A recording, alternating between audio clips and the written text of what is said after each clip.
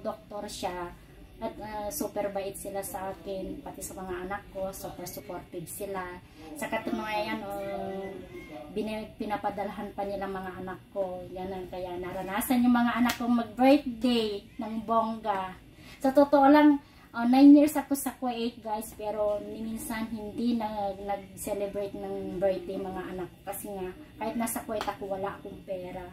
Pero nung nasa kanila na ako sa Saudi, doon naranasan ng mga anak ko na mag-birthday ng bonggang-bongga.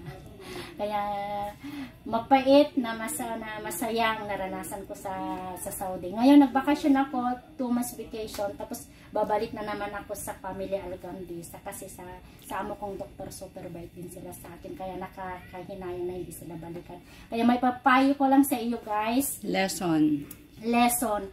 Una, mahalin nyo ang trabaho nyo at ipakita nyo sa kanila na may pagmamalasakit kayo sa kanila.